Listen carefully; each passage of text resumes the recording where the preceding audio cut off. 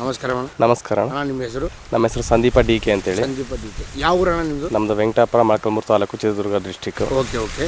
ಇದು ಮೆಕ್ಕೆಜೋಳ ಯಾವ ಕಂಪನಿಯಿಂದ ಇಟ್ಟಿದ್ದು? ಇದು ಗೀತಾ ಸೀಡ್ಸ್, ಶ್ರೀ ಸೀಡ್ಸಿಂದ. ಚೆನ್ನಾಗಿ ಗೀತಾ 135. ಗೀತಾ 135. ಆಯ್ತು. ಈ ವರ್ಷ ಹೊಸದನ್ನ ಇಟ್ಟಿದ್ದು ನೀವು? ಇದೇ ವರ್ಷ ಹೊಸ. ಹೆಂಗೈತೆ ನಾ ಬಿಡ ಈ ಕಂಪನಿಗೆ ಬೇರೆ ಕಂಪನಿಗೆ ವ್ಯತ್ಯಾಸ ಇಲ್ಲ, ಚೆನ್ನಾಗೇ ಇದೆ. ಈಗ 90 ದಿನದ್ದು ಇದು. ತೆನೆ ಸೈಜ್ ಚೆನ್ನಾಗಿದೆ. 90 ದಿನ ಆಗೋಗಿದೆ. ಚೆನ್ನಾಗಿದೆ, ತೆನೆ ಎಲ್ಲ ಚೆನ್ನಾಗಿದೆ. ಇದಕ್ಕೆ ಹುಳ ಗಿಡ ಏನ ಕಂಟ್ರೋಲಿಂಗ್ ಐತೆ? ಹುಳ ಏನಿಲ್ಲ, ಕಮ್ಮಿ ಇದೆ, ಕಂಟ್ರೋಲ್ ಇದೆ, ಖರ್ಚು ಕಮ್ಮಿನೇ. ಮತ್ತೆ ಈ ಸುತ್ತಮುತ್ತ ಯಾವುದನ್ನೈತೆ ಈ ಥರ? ಇಲ್ಲ, ನಾವು ನೋಡಿದ ಮಟ್ಟಿಗೆ ಈಗ ಇಟ್ಟರೆ ಬೀಜನೇ ಚೆನ್ನಾಗಿದೆ, ಇಳುವರಿನೂ ಚೆನ್ನಾಗಿ ಬರುತ್ತೆ. ಓಕೆ. ಎಷ್ಟು ಎಕರೆ ಹಾಕಿದ್ದಾನ? ಈಗ ಟೋಟಲ್ 4 ಎಕರೆ ಹಾಕಿದ್ದೀವಿ. ಟೋಟಲ್ 4 ಎಕರೆ ಆಗಿದೆ. ಮತ್ತು ಈ ಎಷ್ಟು ಕ್ವಿಂಟಲ್ ಬರ್ತಾವ ಎಲ್ಲ ನೀನು ಹೇಳ್ಬೇಕಲ್ಲ, ನಾವು ಮತ್ತೆ ಬರ್ತೀವಿ.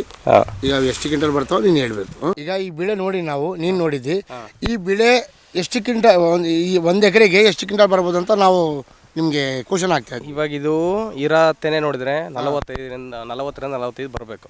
45 1 ಎಕರೆಗೆ ಬರ್ಬೋದು. ಆಯ್ತು, ಇನ್ನು ಜಾಸ್ತಿನೇ ಬರ್ಬೋದು. ಮತ್ತೆ ನಿಮಗೆ ಎಕ್ಸ್ಪೆಕ್ಟೇಷನ್ 40 to 45. ಓಕೆ ಅಣ್ಣ, 45 ಬರ್ಬೋದು. ನಿಮಗೆ ಇವಾಗ ಆಗಿದ್ದಲ್ಲ ಚಲೋ ಐತೆಲ್ಲ? ಇಲ್ಲ, ಈಗೆಲ್ಲ ಚೆನ್ನಾಗೈತೆ. ಮೇಂಟೆನೆನ್ಸ್ ಮಾಡಿದ್ರೆ ಇದಕ್ಕೂ ಜಾಸ್ತಿ ಬರ್ಬೋದು ಕಂಪಲ್ಸರಿ, ಖಂಡಿತವಾಗಿ ಬರ್ಬೋದು. ಇನ್ನೊಂದು ನೆಕ್ಸ್ಟು ನಿಮಗೆ ಆಜು ಬಾಜು ನಿಮ್ಮ ಸುತ್ತಮುತ್ತ ರೈತರಿಗೆ ಕೂಡ ಹೇಳ್ಬೇಕು. ಈಗ ಇಳುವರಿ 45 ಬಂದ್ಮೇಲೆ ಅವ್ರು ನಾವು ಹೇಳೋದೇನು ಬೇಕಿಲ್ಲ, ಅವ್ರಿಗೆ ಅರ್ಥ ಆಗಿ ಅವರೇ ಇಟ್ಕೊಳ್ತಾರೆ. ನಾವು ಹೇಳ್ಬೇಕು ಅದನ್ನ. ಆಯ್ತು. ನಮಸ್ಕಾರ. ಸರಿ, ಆಯ್ತು.